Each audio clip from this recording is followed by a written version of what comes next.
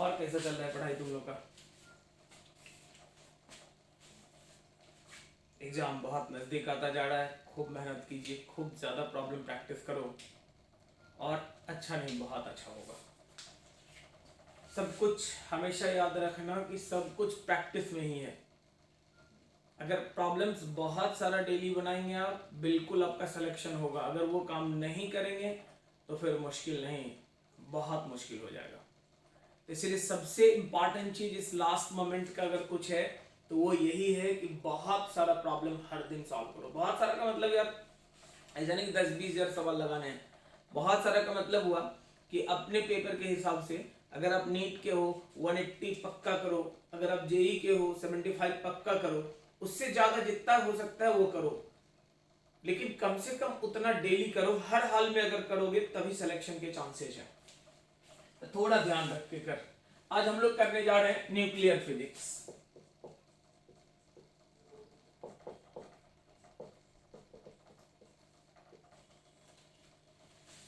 आज हम लोग करेंगे किसके बारे में? न्यूक्लियर फिजिक्स के बारे में बात करेंगे। नाम से ही क्लियर है यार कि ऐसा ब्रांच जो न्यूक्लियस का स्टडी करता हो। मॉडर्न फिजिक्स का ऐसा ब्रांच पार्ट कह लो कि मॉडर्न फिजिक्स का ऐसा पार्ट जो न्यूक्लियस के बारे में स्टडी करता हो। एटॉमिक में हम लोग कहते हैं कि एटम के बारे में, एटम के बारे में हम लोग जानते हैं। एटम के स्ट्रक्चर को आपने केमिस्ट्री में भी पढ़ा होगा कि इलेक्ट्रॉन जो होता है वो ऑर्बिटिंग करते रहता है, न्यूट्रॉन और प्रोटॉन जो है वो अंदर बैठा रहता है न्यूक्लियस पे। मतलब जहां बैठा रहता है उसी सेंट्रल जगह का नाम कुछ और नहीं, क्या बोलते हैं? न्यूक्लियस। और कंबाइंड फॉर्म में न्यूट्रॉन एंड प्रोटॉन को अगर बोलो तो न्यूक्लियॉन्स बोलते हैं। तो हम आज बात करेंगे उसी न्यूक्लियस के अंदर रहने वाले प्रोटॉन एंड न्यूट्रॉन एंड उसके पूरे एक्टिविटीज के बारे में कि क्या करता है, क्या नहीं करता है, क्या होता है, सब कुछ उसका। तो देख लो, हम लोग कहेंगे ब्रांच ऑफ मॉडर्न फिजिक्स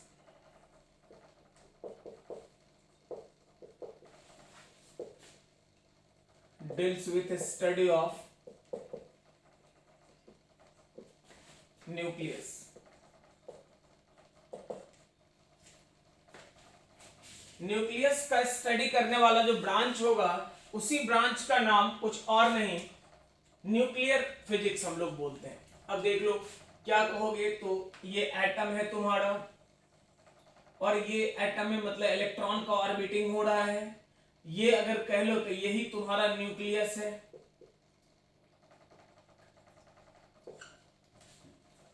ये तुम्हारा न्यूक्लियस अंदर में पड़ा हुआ है। इसके अंदर कौन कौन है? इसके अंदर न्यूट्रॉन है और कौन है? तो प्रोटॉन है।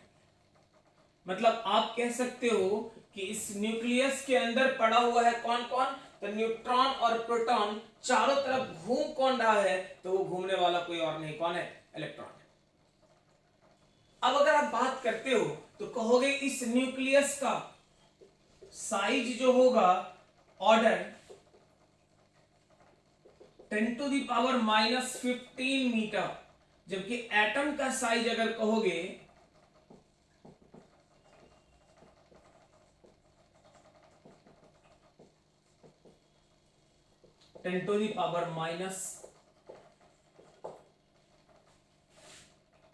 ये कह लो size of nucleus.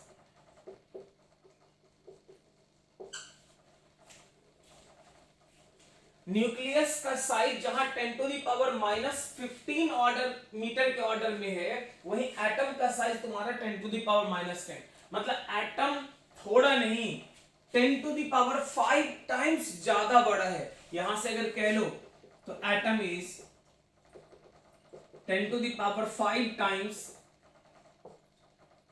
Larger than nucleus. Nucleus से 10⁵ टाइम्स ज्यादा बड़ा जो है उसी का नाम कुछ और नहीं, क्या बोलोगे? एटम बोलते हैं। लेकिन यार ये बड़ा छोटा का खेल भी बड़ा अजीब है, देख ले ठीक से।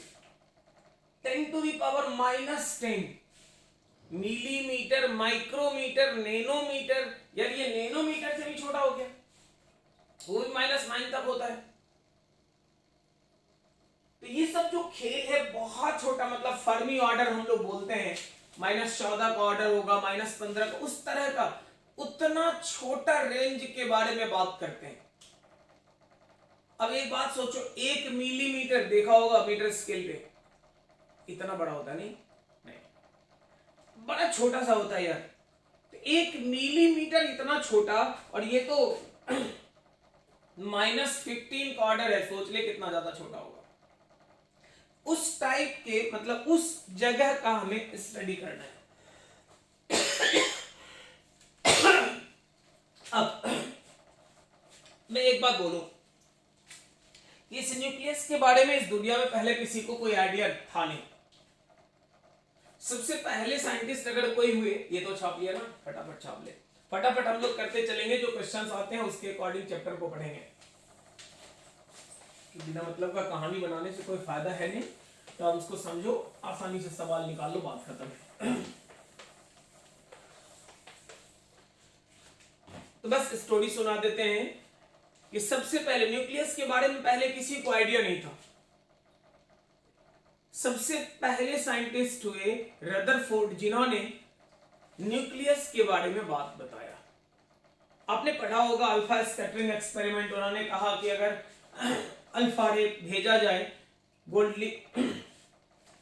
फॉइल वाला एक्सपेरिमेंट में, गोल्ड फॉइल के सामने से, तो देखा गया था कि कुछ लौट जाता है, कुछ डाइवर्ट हो जाता है, और ऑन दैट बेसिस उन्होंने यही कहा था कि अल्फा क्योंकि पॉजिटिव है, वो गया है, डाइवर्ट हुआ, इसका मतलब कोई तो है जो पॉजिटिव है बीच में बैठा हुआ। लौट गया मतलब वो बहुत हैवी है, क्योंकि उससे टकराने के बाद उसे पेनिट्रेट नहीं कर पाया, लौट गया। ये सब बातें उन्होंने बताया था, तुमने पढ़ा होगा। तो ये अल्फा स्कैटरिंग एक्सपेरिमेंट से ही क्लियर हुआ कि न्यूक्लियस जैसा कोई चीज एटम के अंदर एग्जिस्ट करता है। एंड देन फिर चैडविक सर ने डिस्कवर करा, तो हम लोग कहेंगे कि सब कुछ, इलेक्ट्रॉन आ गया, प्रोटॉन आ गया, न्यूट्रॉन आ गया, थॉमसन किए, तो सब तुम लोगों ने पढ़ा हुआ है वो यार, वो सब दिमाग लगाने का नहीं है, किसने क्या डिस्कवरी किया। हम लोग फाइनली एक रिजल्ट पे आते हैं कि इलेक्ट्रॉन है, प्रोटॉन है और न्यूट्रॉन है। एटम के स्ट्रक्चर में इलेक्ट्रॉन ऑलवेज ऑर्बिटिंग करता है, एटम के स्ट्रक्चर में इलेक्ट्रॉन ऑलवेज ऑर्बिटिंग करता है, प्रोटॉन और न्यूट्रॉन चुपचाप बैठा रहता है, कहां? तो न्यूक्लियस के पास। चल तो देख लेते हैं। सबसे पहले 3 चीज हो गया कि इलेक्ट्रॉन प्रेजेंट है, प्रोटॉन प्रेजेंट है और न्यूट्रॉन प्रेजेंट है। इलेक्ट्रॉन के लिए अगर कहोगे तो चार्ज के बारे में आप कहोगे, देखिए लिखते चलो, -1.6 10⁻⁻19 कूलम है। और इसका मास, ये प्रोटॉन के लिए बोलोगे तो क्या कहोगे, +1.6 10⁻⁻19 कूलम है। इसके पास तो कोई चार्ज ही नहीं है। अगर मास का बात करोगे तो क्या कहोगे, तो 9.10936 × 10⁻31 kg के बराबर है। इसी को 9.1 बोलते हैं, एक्चुअली यही होता है 9.1 के बराबर। लेकिन हम लोग अगर कहें एग्जैक्ट वैल्यू, कहोगे एग्जैक्ट वैल्यू क्यों इस चैप्टर में ज्यादा इंपॉर्टेंट होगा, तो यहां एक टर्म होगा जिसका नाम होगा मास डिफेक्ट, और उसी मास डिफेक्ट के इर्द गिर्द पूरा चैप्टर का खेल टिका रहेगा। जैसे आपने केमिस्ट्री में भी पढ़ा होगा, endothermic reaction, exothermic reaction, Q value. तो ये क्यू वैल्यू कहां से आएगा, यही हीट तो हम लोग कैलकुलेट करेंगे, एनर्जी कितना रिलीज करेगा। न्यूक्लियस के अंदर प्रोटॉन एक दूसरे को धक्का देता है, फिर भी वो स्टेबल क्यों है, क्योंकि प्रोटॉन के बीच अगर रिपल्सन लग रहा है तो न्यूक्लियस को टूटना चाहिए था, लेकिन नहीं टूट रहा है, क्यों, क्या कारण है। तो इन्हीं सब चीजों के बारे में पढ़ेंगे। वहां एक बड़ा इंपॉर्टेंट रोल प्ले करेगा आइंस्टीन सर का वो थ्योरी जिसमें उन्होंने कहा था E = mc², E = mc²। मतलब उन्होंने कहा था कि हर मासिव बॉडी के पास अगर मोशन कर रहा है तो वेव नेचर वाला एक एनर्जी उसके साथ एसोसिएट करता है, और वो एनर्जी कुछ और नहीं, mass into square of velocity के बराबर होगा। उन्होंने ये कहा था कि इस प्रोसेस से ये क्लियर है कि मास एनर्जी में कन्वर्ट करता है और एनर्जी मास में। मतलब अगर कहीं भी मास का लॉस होगा तो वो लॉस कहीं गया नहीं, वो कन्वर्ट कर गया है एनर्जी में। अब देखो टर्म अगर बड़ा छोटा छोटा हो तो कोई दिक्कत वाली बात नहीं है। जैसे मान लो 0.00000001 ग्राम मैंने बोला, 0.50 के बाद 1 ग्राम मैंने बोला, 50 के बाद ध्यान देना ग्राम है तो -3 और हो गया, मतलब 0.80 के बाद 1 हो गया। और मैं बोलूं उसे 1 से मल्टीप्लाई कर ले 1 मीटर पर सेकंड से, तो बोलोगे सर क्या फर्क पड़ेगा, 0 के बाद 80 लिखेंगे तो फिर 1 आएगा। ये सही है, बहुत छोटा है, कंसिडरेबल नहीं है। लेकिन अगर उसे c स्क्वायर मतलब 3 × 10⁸ के स्क्वायर से मल्टीप्लाई करोगे, समझ रहा है ना, 9 × 10⁻16 से मल्टीप्लाई करोगे तो वो 1 नहीं 9 × 10⁸ जूल के बराबर एनर्जी हो जाएगा, बहुत बड़ा एनर्जी रिलीज करेगा। तो 0.50 के बाद 1 आने वाला उतना ग्राम मास का लॉस 9 × 10⁸ जूल एनर्जी रिलीज कर देगा। आगे हम लोग देखेंगे। इसीलिए बहुत छोटे छोटे मास को भी यहां नेग्लेक्ट नहीं करना है, यहां सबको कंसीडर करके चलना है। यही कारण है कि हम लोग यहां तक 5 डिजिट का खेल खेल रहे हैं। क्लियर है? अगर कहोगे कि मास, इसी को एएमयू में बोलोगे, एएमयू में एटॉमिक मास यूनिट आपने पढ़ा होगा केमिस्ट्री में, एटॉमिक मास यूनिट कितना बोलोगे, तो 5.485799 × 10⁻⁻4 AMU के बराबर। कहोगे रट्टा मार के रखना है, अगर याद रहे तो गुड, अगर नहीं रहे तो बहुत परेशान नहीं होना, आगे तरीका बताएंगे। और एग्जाम वाले जब सवाल पूछते हैं तो वो मास दिए रहते हैं। हालांकि एक काम जरूर करना, प्रोटॉन न्यूट्रॉन का एएमयू सिस्टम में मास याद रखना तुम्हारे लिए ज्यादा फायदेमंद होगा। चल देखिए, अगर कहोगे प्रोटॉन का मास, प्रोटॉन का मास 1.672623 10⁻⁻27 kg के बराबर होता है। अगर कहोगे कि इसके लिए तो 1.674929 10⁻⁻27 kg के बराबर होगा।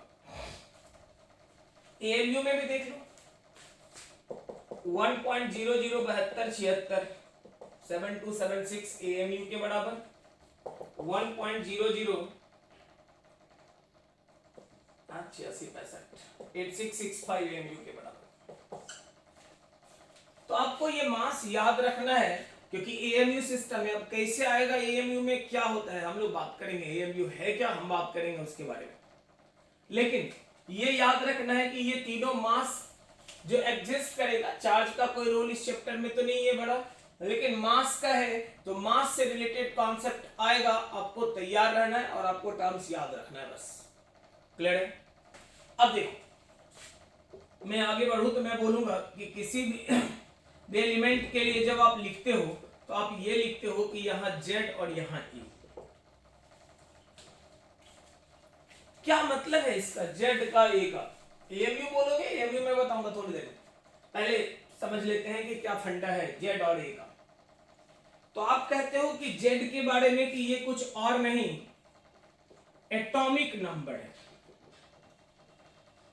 बिल्कुल है, मतलब नंबर ऑफ प्रोटॉन है, नंबर ऑफ इलेक्ट्रॉन है।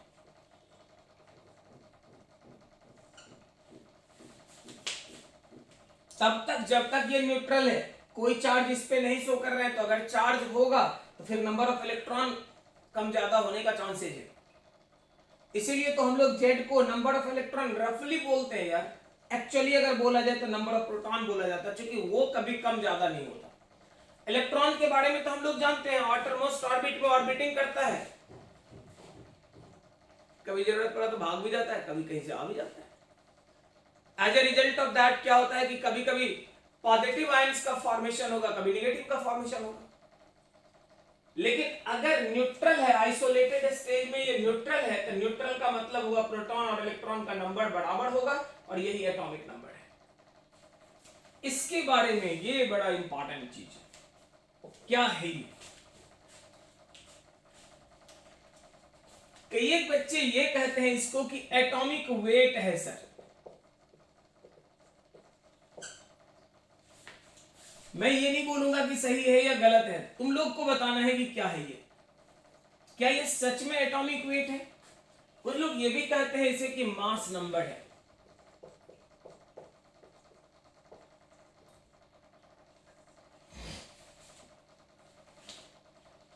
अब कुछ लोगों को लग रहा होगा ये दोनों तो एक ही बात हुआ, एटॉमिक वेट और मास नंबर।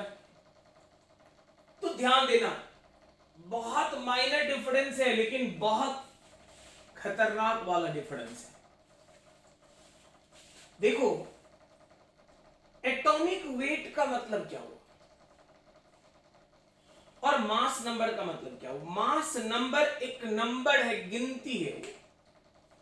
क्या गिनती है भाई? तो ये है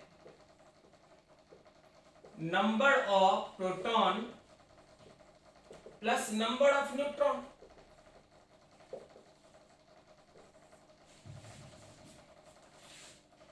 प्रोटॉन और न्यूट्रॉन के नंबर का समेशन ही मास नंबर है। अब जरा देख, प्रोटॉन का नंबर कभी फ्रैक्शन में नहीं हो सकता, न्यूट्रॉन का नंबर कभी फ्रैक्शन में नहीं हो सकता। अगर ये दोनों कभी फ्रैक्शन में नहीं हो सकता तो क्या ये कभी फ्रैक्शन में होगा? तो आप कहोगे मास नंबर के बारे में, मैं इसके बारे में नहीं बात कर रहा, ये नेवर इन फ्रैक्शन।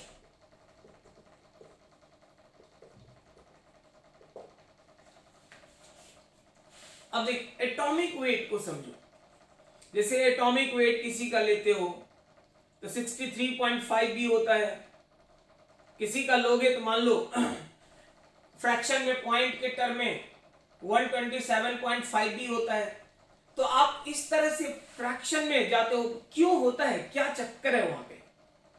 तो उसके लिए जिम्मेदार कोई और नहीं, उसका आइसोटोप्स है। जैसे कार्बन का ही बात कर, कार्बन का C12 भी है, कार्बन का C14 भी है। अगर मान लो C12 का 60% लिया गया या मान लो C12 का 70% लिया गया और C14 का 30% लिया गया और मिलाकर बनाया गया, तो स्वाभाविक है कि एटॉमिक वेट जो होगा वो फ्रैक्शन में आ जाएगा। क्योंकि कार्बन जो, जिसको आप कार्बन कहते हो, वो ओरिजिनल ऐसा नहीं कि 100% वो C12 है, उसमें C12 भी है, C14 भी है। दोनों के परसेंटेज को मिलाकर, मतलब दोनों के वेट को अगर करके कंपेयर, ये मिलाकर नेट रिजल्ट निकाला जाए तो स्वाभाविक है कि वो पॉइंट फ्रैक्शन वाला कॉन्सेप्ट में आएगा। इसीलिए हमेशा याद रखना ये एटॉमिक वेट जो है ये पॉइंट और फ्रैक्शन में हो, मतलब पॉइंट में होता है, फ्रैक्शन की वैल्यू में होता है, लेकिन मास नंबर कभी भी फ्रैक्शन में नहीं होगा। इसका मतलब क्लियर है, ये इसको एटॉमिक वेट कहना गलत है। एटॉमिक वेट नहीं, एक्चुअली ये मास नंबर है। जब भी किसी एलिमेंट के लिए लिखा हुआ देखोगे तो ए को कभी ऐसा नहीं, हम लोग क्योंकि रफली बराबर होता है, जैसे C12 हमारे दिमाग में होता है C12 12 ग्राम, तो 12 ग्राम बोल देते हैं, लेकिन वो एटॉमिक वेट है। एक्चुअली क्या है? तो एटॉमिक वेट नहीं, एक्चुअली क्या है? तो वो मास नंबर है।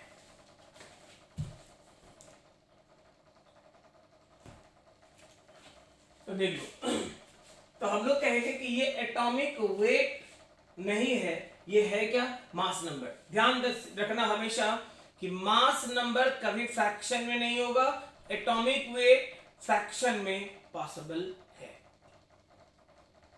क्लियर? मास नंबर नंबर है यार, गिनती है, वो number of proton, number of neutron का समेशन है। लेकिन एटॉमिक वेट क्या है? एटॉमिक वेट टोटल मास है, प्रोटॉन और न्यूट्रॉन जो भी है उस सब का मास है, वो टोटल मास का समेशन जो होगा वो मास है एटॉमिक वेट। और वो भी आइसोटोप अगर है तो आइसोटोप में अलग अलग होने के कारण वो फ्रैक्शन में आ जाएगा। तो जो भी होगा बाद में देखेंगे, फिलहाल तो इतना ही याद रखोगे। आगे देख ले। एक बात और, अगर आप कह रहे हो नंबर ऑफ प्रोटॉन आपको मिल गया जी, आपको प्रोटॉन प्लस न्यूट्रॉन मिल गया, इसका मतलब है कि अगर कहोगे number of proton plus number of neutron that equals atomic number, तो आप कहोगे नंबर ऑफ न्यूट्रॉन जो होगा ये दैट इक्वल्स मास नंबर, तो नंबर ऑफ न्यूट्रॉन जो होगा क्या कहोगे, मतलब मास नंबर से नंबर ऑफ प्रोटॉन को आप घटा लोगे, जो भी होगा वही कुछ और नहीं क्या देगा आपको, तो नंबर ऑफ न्यूट्रॉन के बराबर होगा। अरे सही है। चल मतलब साफ है कि आप कह सकते हो जी कि A minus number of proton कितना, तो Z। आप कहोगे यही नंबर ऑफ न्यूट्रॉन है, आप कह सकते हो N इक्वल्स A माइनस। अगर इलेक्ट्रॉन बोलेगा, प्रोटॉन बोलेगा, न्यूट्रॉन बोलेगा, कितना कितना है निकल जाएगा जी, कोई दिक्कत वाली बात तो बोल ले। अरे सही है। अगला देख लो, अगर आप कहते हो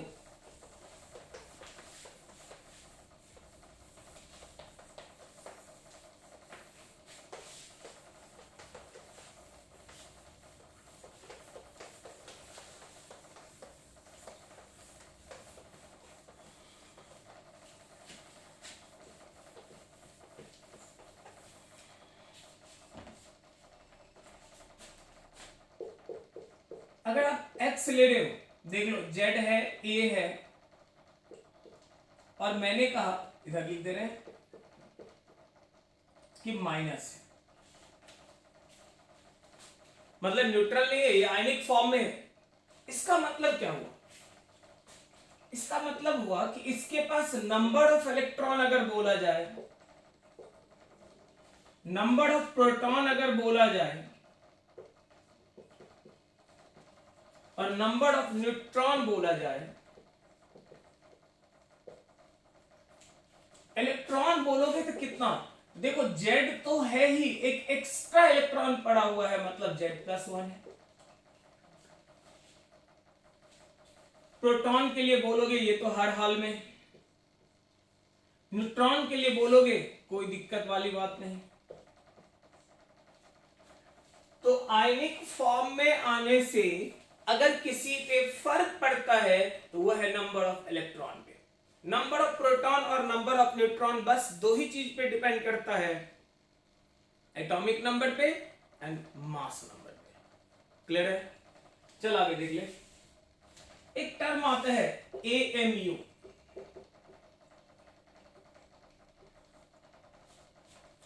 एटॉमिक मास यूनिट। क्या है ये एटॉमिक मास यूनिट, किसको बोलोगे एटॉमिक मास यूनिट? तो हम लोग कहते हैं कि 1/12 of mass of single atom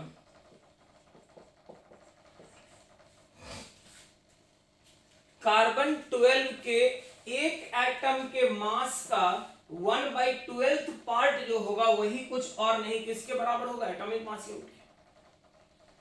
अब जरा ध्यान देकर देखो भाई, कहोगे नीड क्या पड़ा एटॉमिक मास यूनिट को लाने का? पहले तो ये समझ लेते हैं। जस्ट एक बात मैं बोलता हूं कि अगर मैं ये बोलूं कि इस पेन का लंबाई कितना मिलीमीटर है, थोड़ा लगेगा लेकिन उतना कुछ नहीं लगेगा यार, मिलीमीटर में तो नाप लोगे। अगर सेंटीमीटर में बोले तो कहीं कोई दिक्कत ही नहीं है, लगेगा कि हाँ ठीक है 8 सेंटीमीटर, 10 सेंटीमीटर, 5 सेंटीमीटर कुछ तो होगा, लगेगा कि मैंने सही सवाल पूछा है।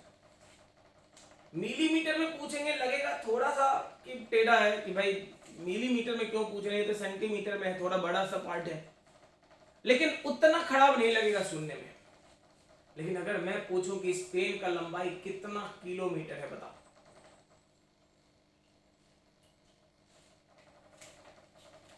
तो सुनने में खराब नहीं यार, बहुत खराब लगेगा। अगर किसी चींटी का वजन क्विंटल में नापा जाए, इमेजिन करो कि चींटी का वजन नापना है क्विंटल में, कहेगा एक चींटी का वजन कितना क्विंटल है बताओ, एक मॉस्किटो का वजन कितना क्विंटल है बताओ, तो ये बड़ा अजीब सा लगेगा सुनने में। और मेजरमेंट भी उस सिस्टम में थोड़ा सा पावर -20, -18, -17 इस टाइप का आएगा जो बड़ा खराब सा दिखेगा। इसीलिए लोगों ने क्या कहा कि छोटे चीज के मेजरमेंट के लिए, क्योंकि एटॉमिक फिजिक्स में सब कुछ इलेक्ट्रॉन, प्रोटॉन, न्यूट्रॉन पे है, और आपने अभी अभी पढ़ा था इलेक्ट्रॉन का मास ऑर्डर -31 kg, प्रोटॉन का -27, न्यूट्रॉन का -27 केजी का ऑर्डर था। इसीलिए इतने छोटे चीज को पढ़ने के लिए एक नया सिस्टम बना लिया और उसी सिस्टम का नाम रखा गया एटॉमिक मास यूनिट सिस्टम, जिसमें कार्बन को बेस लिया गया। क्यों लिया गया? केमिस्ट्री में ये सब पढ़े होंगे। फिलहाल तो बस इतना 1/12 part of mass of single atom of carbon. अब देख लो आप क्या कहोगे। मैंने कहा 1/12 इंटू एक एटम कार्बन में क्या है भाई, तो कार्बन के लिए कहोगे C6 और 12। इसका मतलब है कि 6 मास है प्रोटॉन का और 6 मास है न्यूट्रॉन का। कार्बन के लिए बोलोगे तो 6 प्रोटॉन 6 न्यूट्रॉन, दोनों का मास का समेशन। तुम कहोगे इलेक्ट्रॉन को छोड़ रहे हैं, बिल्कुल उसको भी नहीं छोड़ेंगे। 6 इंटू मास ऑफ इलेक्ट्रॉन। अब आप ध्यान देकर देखो, इलेक्ट्रॉन का मास है -31 केजी का ऑर्डर। प्रोटॉन बहुत बड़ा नहीं है, -27 का ऑर्डर है, लेकिन इलेक्ट्रॉन के रिस्पेक्ट में तो बहुत बड़ा है। 10⁻⁴ ये 10⁴ टाइम्स ज्यादा बड़ा है। तो प्रोटॉन और न्यूट्रॉन इलेक्ट्रॉन के रिस्पेक्ट में बहुत बड़ा है, इसीलिए आप कह सकते हो 1/12 इंटू, नॉट एग्जैक्टली, अप्रॉक्सीमेट में 6 times mass of proton plus mass of neutron.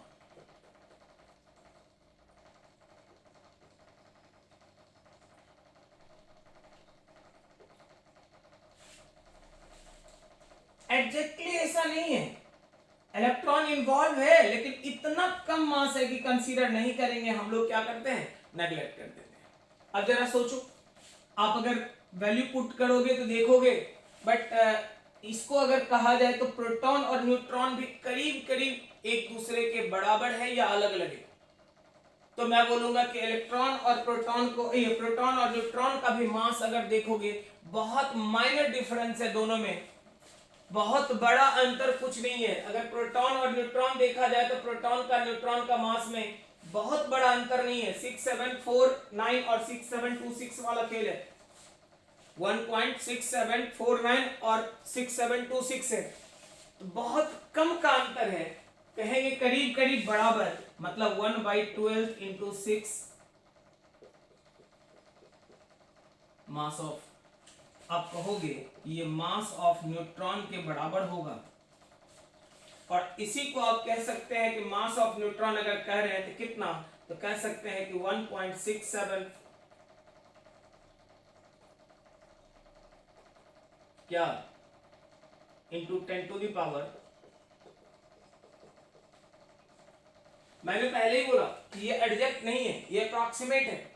अगर ऐसा होता तो न्यूट्रॉन के मास को 1 AMU बोलते, लेकिन मैंने आपको बोला है थोड़ी देर पहले कि न्यूट्रॉन का मास कुछ और नहीं, 1.008665, लेकिन 008665 AMU है। तो मैंने बोला कि यहाँ अप्रॉक्सीमेशन अगर लिया जाए तो करीब करीब कहोगे कि मास ऑफ न्यूट्रॉन जो है उसी को बोला गया 1 AMU के बराबर, मतलब वही 1 एटॉमिक मास यूनिट के बराबर है। एग्जैक्ट वैल्यू कैलकुलेट करना है, यहां से कर लेना। अरे सही है। अब कहोगे एग्जैक्ट वैल्यू क्या होगा, तो कहोगे कैलकुलेट करोगे 1.66, देख लो 1.6602 10⁻⁻, जिसको मैंने लिख दिया 10⁻1.67 लिख दिया है। तो एग्जैक्टली कैलकुलेट करोगे तो इतना केजी को 1 AMU बोलोगे, मतलब देख लो आप कह सकते हो 6602 10⁻⁻27 केजी।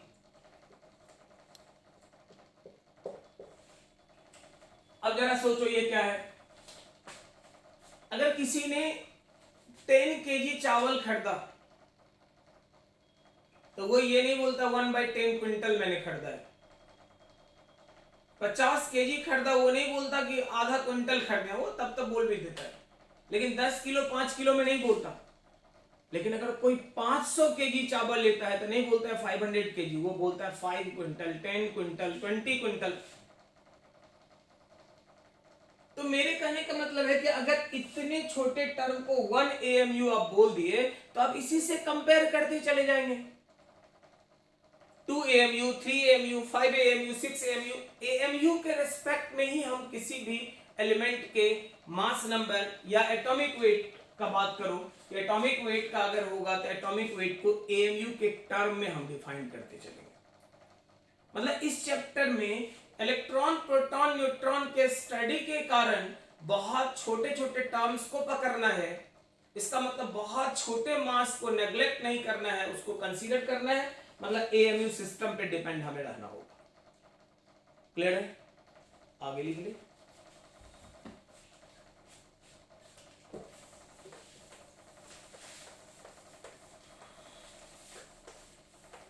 फटाफट फटाफट लिखो जल्दी।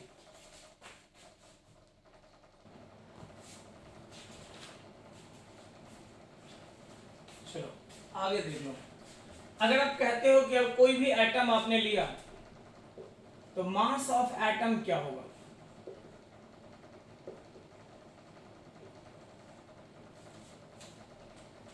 एटम में कौन कौन है भाई? तो आपने कहा कि इलेक्ट्रॉन है, आपने कहा प्रोटॉन है, आपने कहा न्यूट्रॉन है।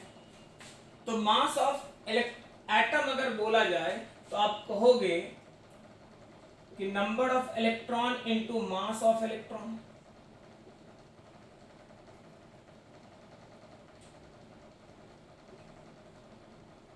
Plus number of proton into mass of proton, plus number of neutron into mass of neutron. होगा या नहीं होगा बोलो? तो हम लोग कह सकते हैं कि mass of atom, number of electron, mass of electron, number of proton, mass of proton, number of neutron, mass of neutron. चल, तो हम लोग कह सकते हैं कि मास एटम का है Ne into Me plus Np into mass of proton plus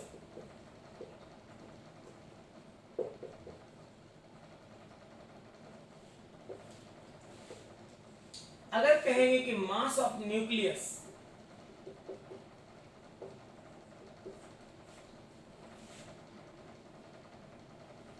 तो न्यूक्लियस का मास अगर कहोगे तो क्या कहोगे? तो देख लो, न्यूक्लियस के अंदर कौन कौन बैठा हुआ है भाई?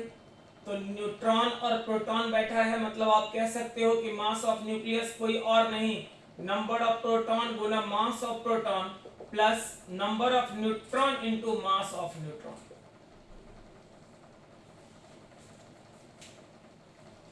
क्लियर? अगर ये हो गया तो आप क्या कहोगे? तो आप कह सकते हो मास ऑफ एटम जो आपका निकला Ne into mass of electron, और ये पूरे के बदले एक कहोगे,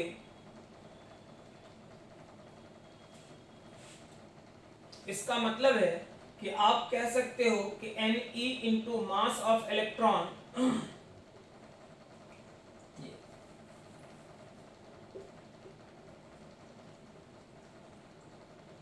मास एटम का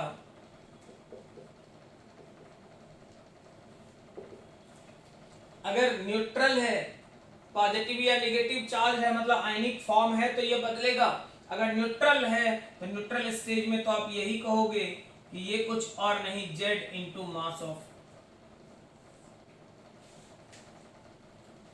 तो हम लोग कहेंगे कि कितना होगा न्यूक्लियस का मास? तो एटम के मास में से Z atomic number times of mass of electron घटा दो, जो होगा वो न्यूक्लियस का मास होगा। कोई दिक्कत है? तो न्यूक्लियस का मास निकालने का दो तरीका हो गया।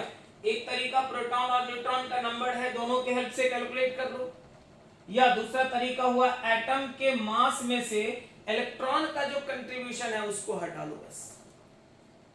क्लियर है? यहां तक कोई कंफ्यूजन है तो बोल लो। आगे देखते हैं, देखिए आगे हम लोग क्या कहते हैं। तो हम लोग कहते हैं, मान लो आपने कहा था Z और A, बस टर्म्स को समझते चलो, प्रॉब्लम उसी पे आता है, ध्यान देना बस।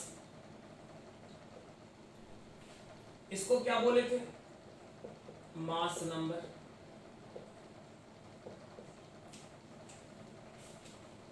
क्या बोले थे? Mass number. तो देखो हम लोग कहेंगे कि फॉर 1 मोल के लिए, 1 एटम के लिए बात करो,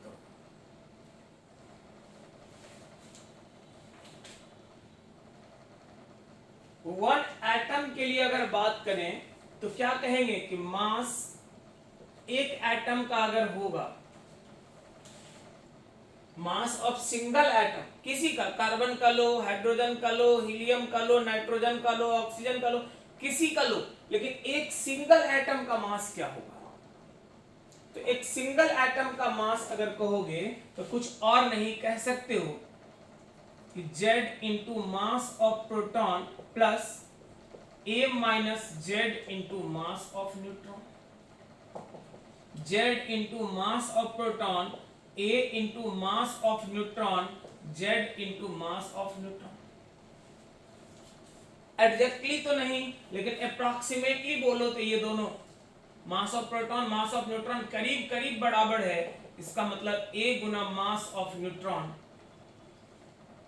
आप कह सकते हो A गुना 1.67 10 to the power minus 27 kg, आप कहोगे A, और इसी का नाम तो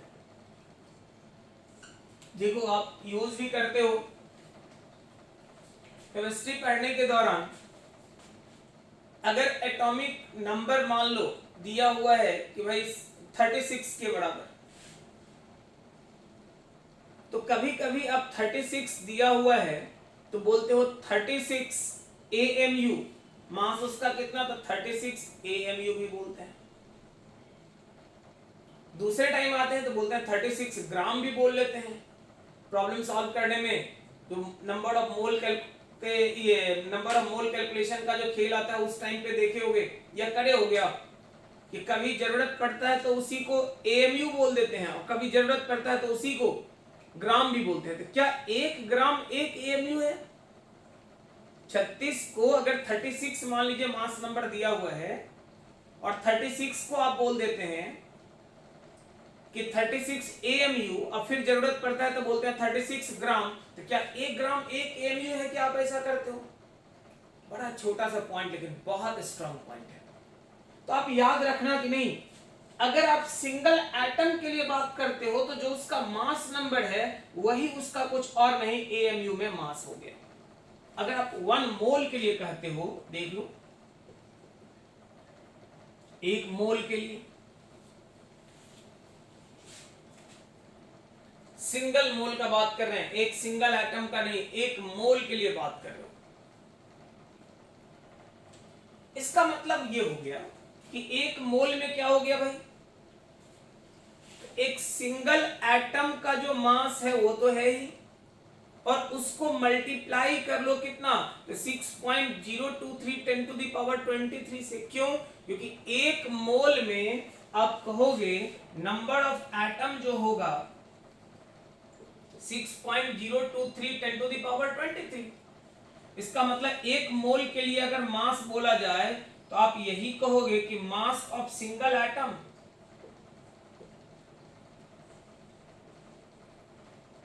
गुना 6.023 10 टू द पावर 23।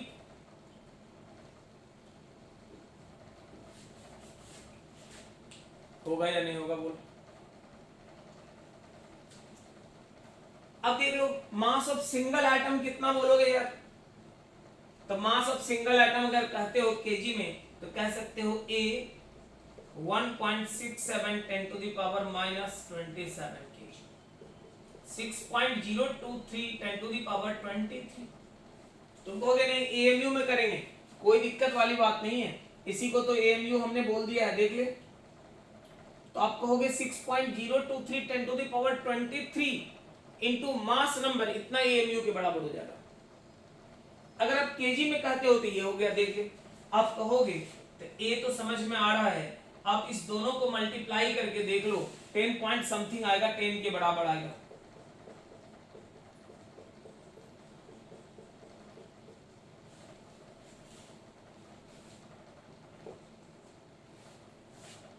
देख लो 23 24 हो गया, -3 बच गया।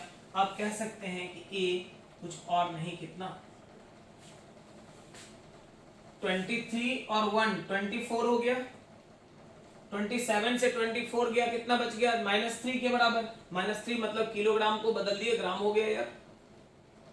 तो देखो एक ही चीज को दो अलग अलग अंदाज में पढ़ो। आप कभी कहते हो A ग्राम, जैसे 63.5 तो आप कहते हैं 63.5 ग्राम, और दूसरे टाइम में उसी को यूज करते हैं, कहते हैं 63.5 AMU।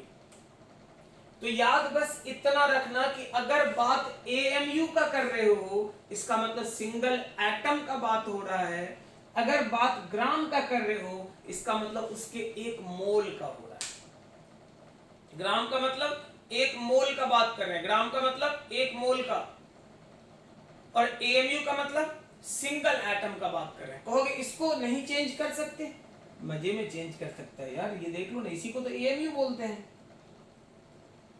ये तो था ही, एक सिंगल एटम का मास इतना AMU है, कैपिटल A AMU के बराबर। आप कुछ मत करो, 6.023 10 टू द पावर 23 से मल्टीप्लाई कर दो, क्योंकि उतना एटम है उतना AMU हो जाएगा तुम्हारा। तो बेसिक कॉन्सेप्ट जो यहां याद रखना है वो दो बात याद रखना है आपको। पहला ये कि अगर कैपिटल A जिसको आप मास नंबर कहते हैं, आप अगर उसे AMU यूनिट में दिखाते हैं मास को के फॉर्म को, तो इसका मतलब होता है कि आप सिंगल एटम का बात कर रहे हैं। अगर आप उसे ग्राम के फॉर्म में दिखाते हैं इसका मतलब होता है कि उस एलिमेंट के एक मोल का बात आप कर रहे हैं। क्लियर है? छाप ले फटाफट, छाप जल्दी।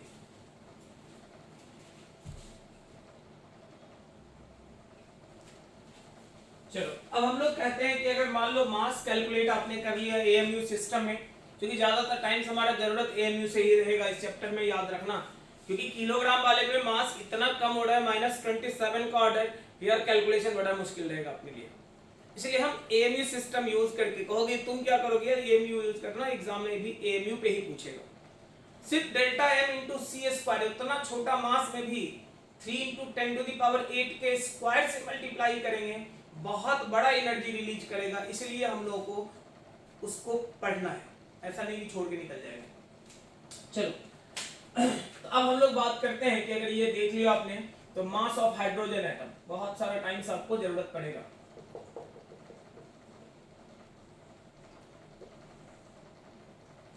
ये हाइड्रोजन वही है ना, 1 1,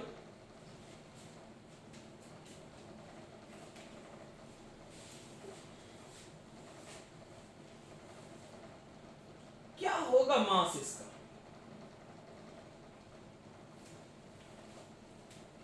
देख ले क्या होगा। इसके पास है कौन कौन? इलेक्ट्रॉन है एक, प्रोटॉन है एक, न्यूट्रॉन तो अभी इंतजार ही कर रहा है।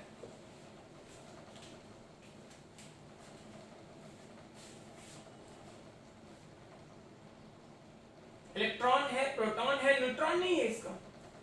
तो मास के टाइम में अगर बोलोगे कि मास ऑफ हाइड्रोजन एटम, तो क्या होगा? तो 1 इंटू मास ऑफ इलेक्ट्रॉन और 1 इंटू मास ऑफ प्रोटॉन, दोनों का वैल्यू पुटिंग गेटिंग करना और जोड़ लेना, कितना आएगा मैं बता देता हूं, 7825।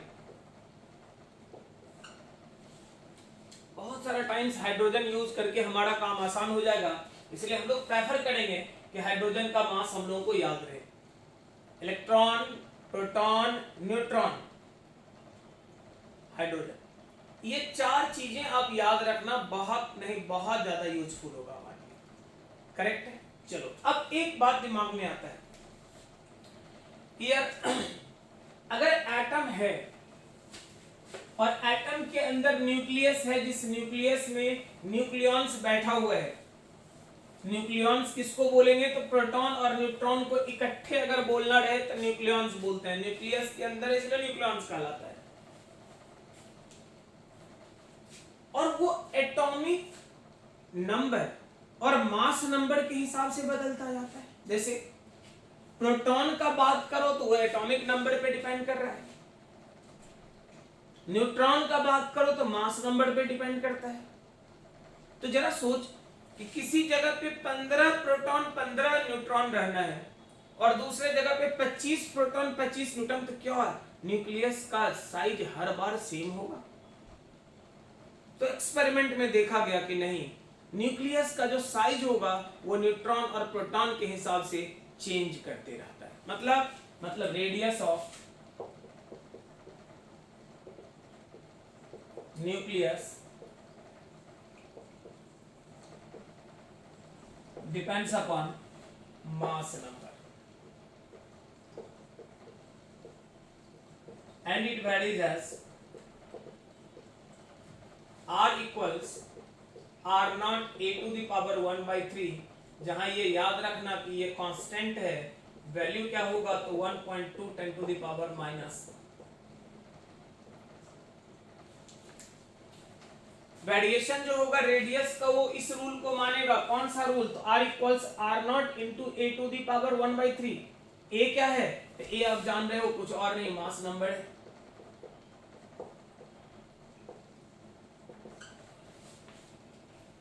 तो रेडियस जो होगा वो मास नंबर के 1/3 पावर ऑर्डर के हिसाब से लगातार वैरी करता जाएगा। कोई दिक्कत वाली बात है तो बोल, किसी का भी बोला जाए। अब देख लो, आपको कहा जाए तो आप कह सकते हो r equals 1.2 10 to the power minus 15 into, example मैं बोलता हूं, कैलकुलेट रेडियस ऑफ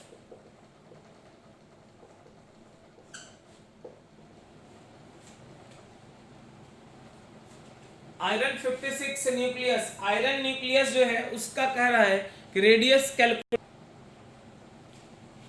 अगर आयरन 56 के लिए बात करोगे तो क्या कहोगे, तो आप कह सकते हो कि iron 1.2 10 to the power minus 15 56 का पावर 1/3, बस इतना ही मीटर के बराबर होगा। अगर आप कहना चाहो तो ये भी कह सकते हो कि also r not a to the power 1/3, इसका मतलब डायरेक्टली प्रोपोर्शनल होगा r1 by r2, अगर कहोगे तो a1 by a2 का पावर। एंट्रेंस वाले पूछते हैं, दो दिया रहेगा, दो अलग अलग एलिमेंट का नाम, दोनों का मास नंबर आपको पता रहेगा, कहेगा न्यूक्लियस के रेडियस का रेशियो बताइए कि कितना होगा, कर लोगे कैलकुलेट कि क्या होगा। अरे सही है ना, चल आगे लिखिए।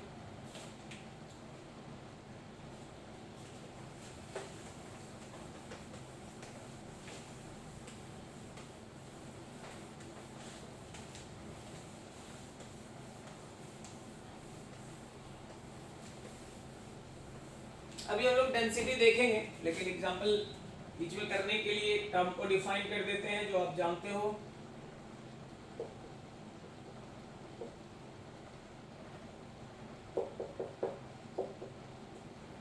पहला है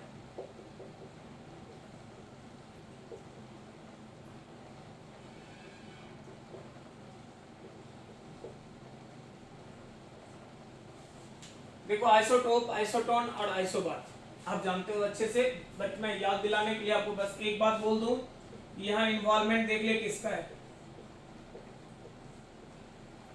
आइसोटोप जिसका प्रोटॉन का नंबर p इन्वॉल्व है, मतलब नंबर ऑफ प्रोटॉन सेम,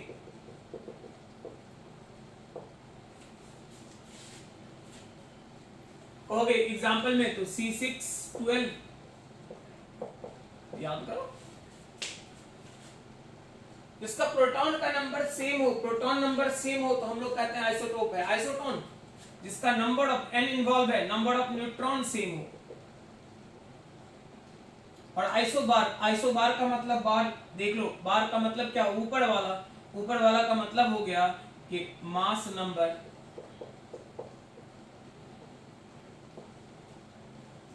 देख लेना, कोई भी लिखते हैं तो हम लोग क्या लिखते हैं, Z और A, बार यही तो है ऊपर, ऊपर कौन है तो मास नंबर। अगर मास नंबर सेम है तो आइसोबार, न्यूट्रॉन सेम है तो आइसोटोन, प्रोटॉन सेम है तो आइसोटोप। क्लियर है? अब देख लो एक एग्जांपल मैं बोलता हूं, छाप लो पहले इसको, फटाफट छाप।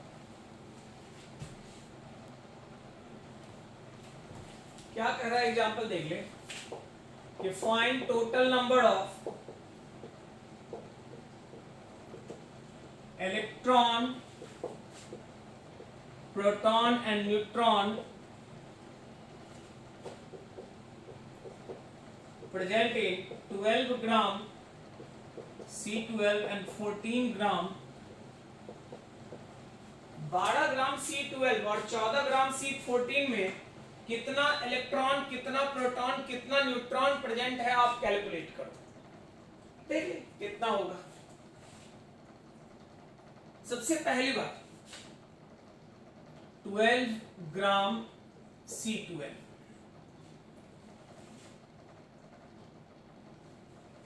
मुझे तो ये लगता है कि 1 मोल है। एक मोल में क्या कहोगे, तो C12, C के लिए अगर बात करते हो तो आप कह सकते हो इसको कि 6 और 12, इसलिए नंबर ऑफ इलेक्ट्रॉन अगर कहोगे तो कुछ और नहीं 6 इंटू 6.023 10 टू द पावर 23। कहोगे ये कहां से लाए हैं, तो एक सिंगल एटम में 6 और एक मोल में 6.023 10 टू द पावर 23 एटम है, हर एक एटम में 6 है, इतना में कितना मल्टीप्लाई कर दिए। कहोगे नंबर ऑफ प्रोटॉन कितना होगा, तो आप कहोगे 6 into 6.023 10 to the power 23, correct है। न्यूट्रॉन कितना होगा, तो आप कहोगे 12 से 6 घटा ले,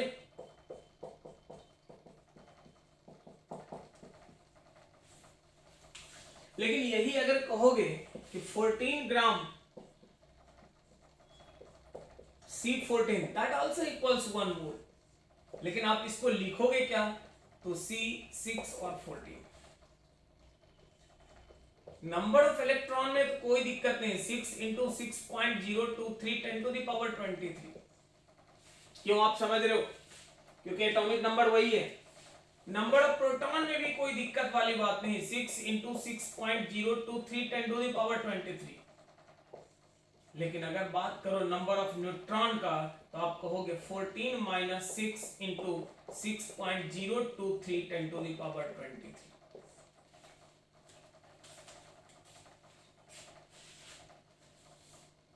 तो मास नंबर के बदलने से देख लो क्या फर्क पड़ गया। ये भी 1 मोल है, C12 का 1 मोल मतलब 12 ग्राम, C14 का 1 मोल मतलब 14 ग्राम के बराबर। अब कहोगे एक मोल में कितना इलेक्ट्रॉन, कितना प्रोटॉन, कितना न्यूट्रॉन, निकल गया। कोई दिक्कत तो बोल लो, आगे देख लो।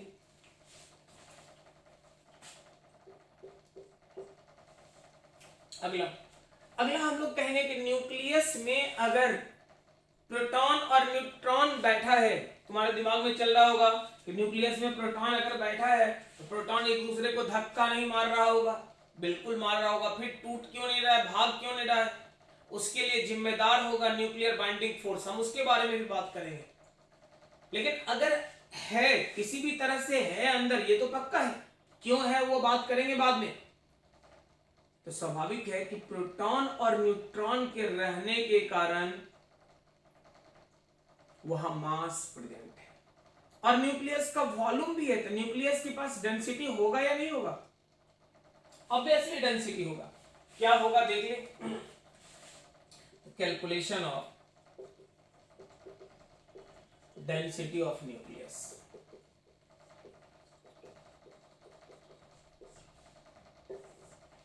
न्यूक्लियस का डेंसिटी कैलकुलेट कर।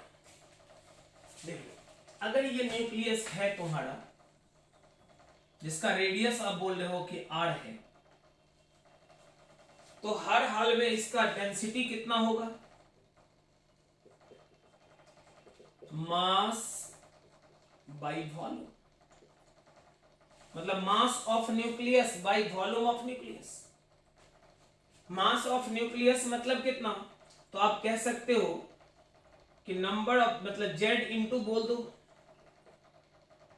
मास of proton plus a minus Z into mass of neutron.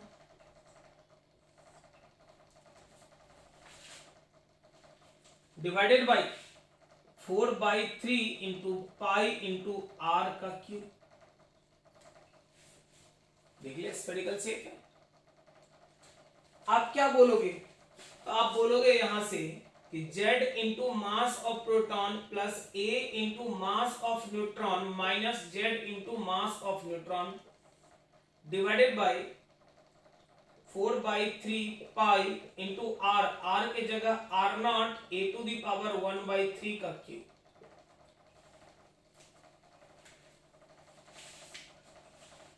इसका मतलब वैल्यू पुटिंग गेटिंग कर, मैंने पहले ही बोला हुआ है, ये तो करीब करीब बराबर है। अगर बराबर है तो क्या बोलोगे, आप कहोगे A into mass of neutron 4/3 pi R0 का क्यूब गुना A। मैं तो बोलूं इसका मतलब हो गया कि 3/4 pi mass of neutron divided by R0 का क्यूब। अगर आप पुटिंग गेटिंग करोगे, सारा कुछ मास ऑफ न्यूट्रॉन आपको पता है 3, 2, 4 ये सब पता है ही, R0 का वैल्यू आपको पता है 1.2 याद करो, तो आप कहोगे सारा कुछ अगर पुटिंग गेटिंग करोगे तो आएगा 2.3 into 10 to the power 17 kg per metre cube के बराबर।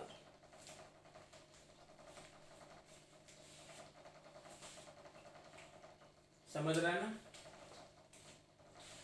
2.3 into 10 to the power 17 kg per metre cube, बहुत नहीं बहुत ज्यादा है यार।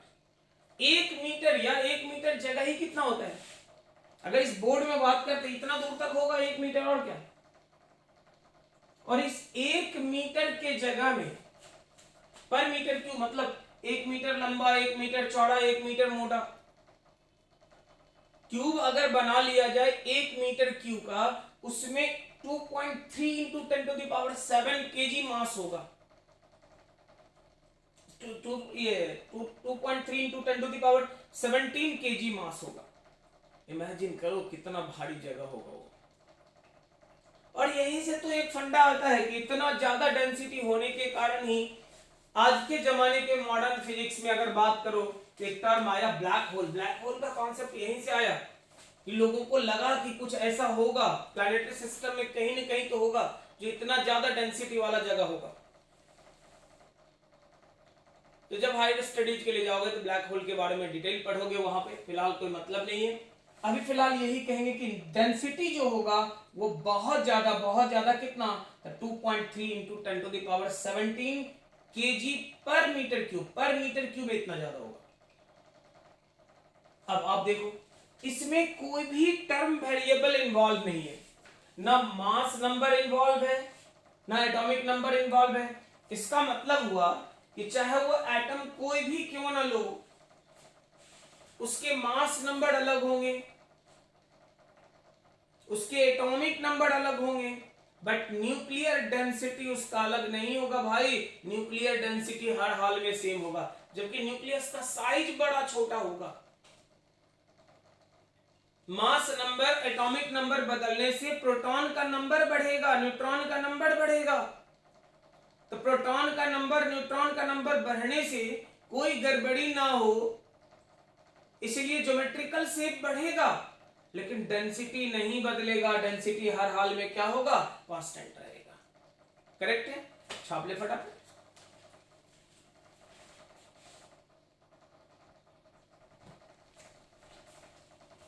आगे हम लोग कहते हैं क्लोजेस्ट अप्रोच।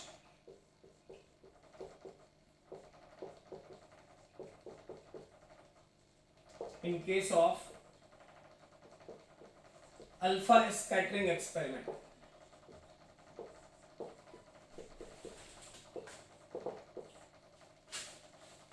अगर किसी न्यूक्लियस की तरफ अल्फा रे को भेजोगे तो सबसे कम सेपरेशन कितना उसका होगा, ये कैलकुलेट करना। देख लो, ये मैंने बोला न्यूक्लियस है भाई, न्यूक्लियस है मतलब इसके पास चार्ज जो एग्जिस्ट करेगा Z इंटू इलेक्ट्रॉनिक चार्ज। एक प्रोटॉन पे इलेक्ट्रॉनिक चार्ज E, अगर न्यूक्लियस है और इसका एटॉमिक नंबर Z होगा तो आप यही कहोगे कि चार्ज जो एग्जिस्ट करेगा वो कुछ और नहीं जेड इंटू ई के बराबर। और आप फेंक किसको रहे हो? अल्फा को फेंक दो। कोई वेलोसिटी से फेंकोगे तभी तो क्लोजेस्ट अप्रोच का खेल आएगा। मैंने भी वेलोसिटी से थ्रो कर दिया।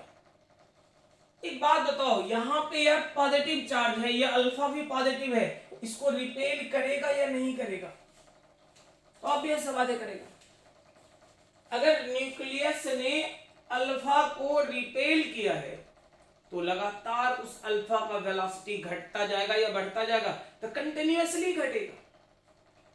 अगर अल्फा का वेलोसिटी घट रहा है तो कहीं ना कहीं यहां तक आएगा, यहां आकर वेलोसिटी कितना हो जाएगा? यही जो ये सेपरेशन होगा, this separation is named as minimum separation. और इसी को कहोगे क्लोजेस्ट अप्रोच।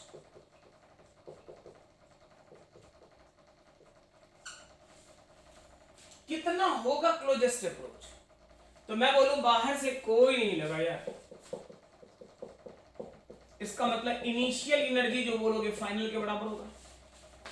इनिशियल कितना एनर्जी देकर भेजा था देख, तो कहोगे half into mass of alpha particle helium plus plus. बहुत दूर से ला रहे हो, कहोगे नहीं इनिशियल सेपरेशन दिया हुआ है, अगर दिया हुआ है तो ले लेना एनर्जी उसके बीच के Q1 Q2 बाय R। लेकिन नॉर्मली कहेगा कि फेंक रहे हैं बहुत दूर से कम कितना सेपरेशन ये बताइए। तो अगर इनिशियल सेपरेशन नहीं है तो इनिशियल कोई एनर्जी नहीं, अगर इनिशियल सेपरेशन होता तो एनर्जी लेते कितना? K Q1 Q2 divided by initial separation. याद कर, कहोगे यहां पे कहोगे Q1 कितना होगा, तो आप कह सकते हो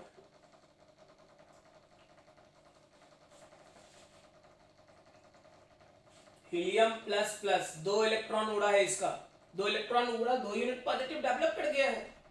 2 यूनिट पॉजिटिव का मतलब हुआ 2 इंटू इलेक्ट्रॉनिक चार्ज के बराबर चार्ज डेवलप किया है। इसके पीछे कहोगे जेड इंटू इलेक्ट्रॉनिक चार्ज के बराबर, तो आप कहोगे कितना? तो फाइनली जब ये रुक गया तो K 2E ZE by R square. Problem ने पूछा कि कितना होगा, आप कहोगे R स्क्वायर का वैल्यू, तो मेरे ख्याल से 4K ZE square by mass of alpha. अब कहोगे रेडियस कितना होगा, तो E बाई V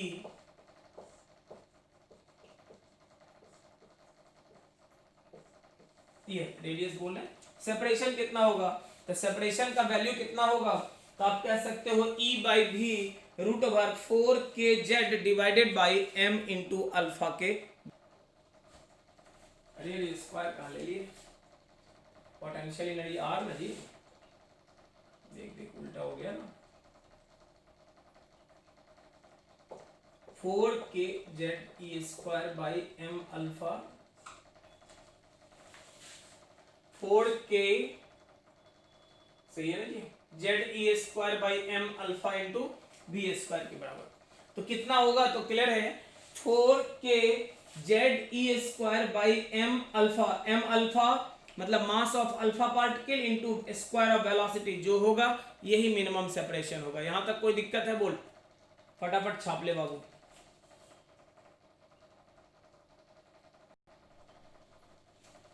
बस यहाँ ये रिलेशन याद रखना, और इसमें बस एक बात और ध्यान देकर देख लेना कि अगर Z का वैल्यू बढ़ाते जाओगे, अगर वेलोसिटी का वैल्यू बढ़ाते जाओगे तो मतलब ज्यादा हैवी न्यूक्लियस की तरफ अगर अल्फा पार्टिकल को भेजोगे तो क्लोजेस्ट सेपरेशन जो होगा वो ज्यादा होगा। अगर ज्यादा वेलोसिटी से फेंकोगे तो क्लोजेस्ट सेपरेशन जो होगा वो कम होगा। मतलब ज्यादा वेलोसिटी सेपरेशन कम, ज्यादा हैवी न्यूक्लियस सेपरेशन ज्यादा, वेलोसिटी ज्यादा सेपरेशन कम, वेलोसिटी ज्यादा सेपरेशन कम, हैवी न्यूक्लियस सेपरेशन ज्यादा। कहीं कोई दिक्कत? आगे लिख ले एक बड़ा ही इंटरेस्टिंग और इम्पॉर्टेंट टर्म है इस चैप्टर का, जिसके बारे में हम लोग बात करेंगे और हम लोग कहेंगे वो टर्म है मास डिफेक्ट।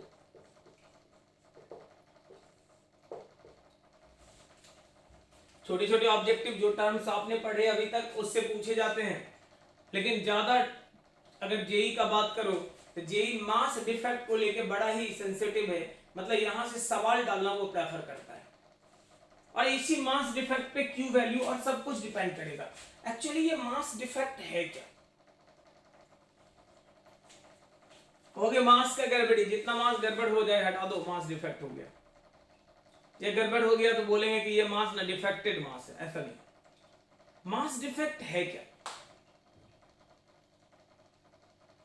तो अगर कोई न्यूक्लियस आप लेते हो तो आपका एक्सपेक्टेशन यही होगा कि न्यूक्लियस के अंदर जितना प्रोटॉन और जितना न्यूट्रॉन है उस दोनों के मास के समेशन के बराबर उसका मास हो जाए। लेकिन एक्चुअली दिखता ऐसा है कि वो मास जो ऑब्जर्व हम लोग करते हैं वो मास न्यूट्रॉन और प्रोटॉन के मास समेशन से कम हो जाता है। तो जो हम लोग ऑब्जर्व करेंगे, जो आप कह रहे हो atomic weight, that is observed mass, वो ओरिजिनल जो होना चाहिए उससे कम है। तो ये कम अगर हुआ तो गया कहां ये मास? तो कहां गया हम उसके बारे में भी बात करेंगे, लेकिन फिलहाल कहेंगे कि यही जो मास का डिफरेंस हुआ, that difference named as mass defect. यही जो मास का अंतर हुआ उसी का नाम क्या बोलते हैं? Mass defect.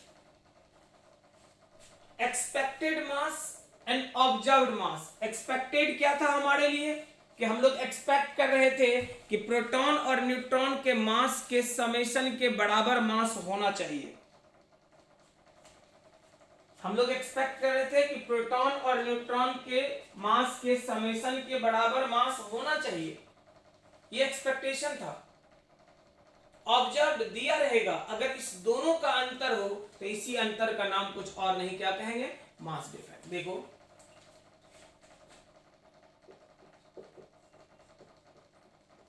Difference between expected mass and observed मास।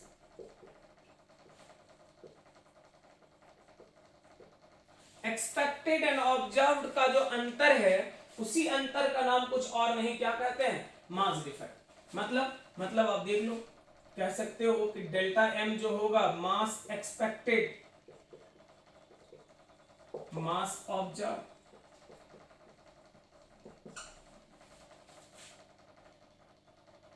अब सवाल है एक्सपेक्टेड है क्या? तो देख लो, मैंने कहा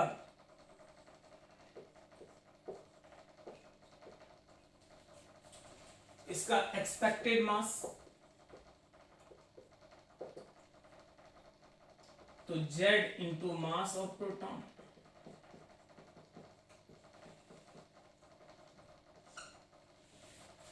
अब आप बहुत छोटे टर्म के कैलकुलेशन के लिए आगे बढ़ रहे हो, इसलिए अप्रॉक्सीमेशन का खेल बंद कर देना है, क्योंकि मास से कनेक्शन नहीं था इसके पहले जब हम लोग पढ़ रहे थे, यही कारण था कि कैंसिल कर देते थे। लेकिन अब बहुत छोटा छोटा टर्म, क्योंकि मास डिफेक्ट जो एग्जिस्ट करेगा डेल्टा एम, इसी डेल्टा एम को सी स्क्वायर से मल्टीप्लाई करेंगे, एनर्जी हो जाएगा सी स्क्वायर, मतलब 9 इंटू 10⁻16 से मल्टीप्लाई करना है, इसलिए बहुत छोटा टर्म भी बहुत बड़ा होने वाला है। यही कारण है कि यहाँ Z into mass of neutron, Z into mass of proton cancel नहीं करेंगे, ऐसा नहीं कि यहाँ भी मार देना उड़ा देना हो गया, समझ रहे ना? तो हम लोग कहेंगे कि जो भी मास है, मास Z into mass of proton plus A minus Z into mass of neutron, यही हमारा एक्सपेक्टेड मास है। ऑब्जर्व्ड मास दिया रहेगा तो आप कहोगे कि दिस इंप्लाइज डेल्टा M जो होगा Z into mass of proton A minus Z into mass of neutron minus observed mass, यही हमारा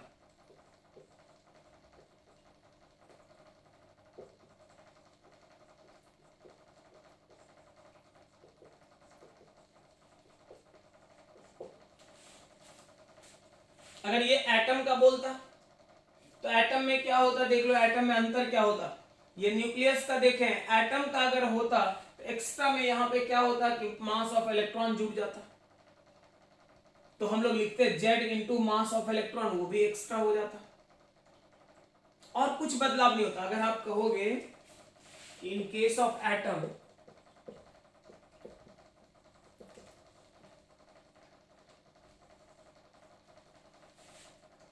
एटम के केस में आप बात करना शुरू करो तो क्या कहोगे, तो डेल्टा एम जो कहोगे, M expected minus M observe, क्या कहोगे, एक्सपेक्टेड मास एम एक्सपेक्टेड जो हमारा है Z into mass of proton plus A minus Z into mass of neutron और plus Z into mass of, बस यही टर्म एक्स्ट्रा हो जाएगा,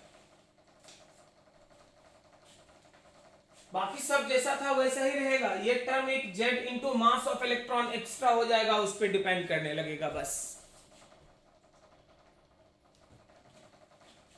अब ये मास डिफेक्ट कैलकुलेट करने का जो न्यूक्लियस का और एटम का आया, आपके पास दो यूनिट इसका होगा, एक यूनिट का नाम आपने पढ़ा एएमयू और दूसरे यूनिट का नाम आपने पढ़ा है किलोग्राम।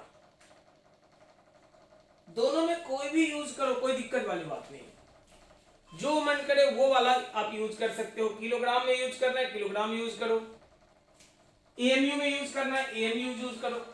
आप पूछोगे कि सर आप क्या कीजिएगा यूज, तो मैं बोलूंगा कि तुम लोग भी एएमयू सिस्टम यूज करना, क्योंकि हमारा जो प्रॉब्लम होगा सॉल्व करने का वो एएमयू सिस्टम के बेसिस पे हम लोग करेंगे।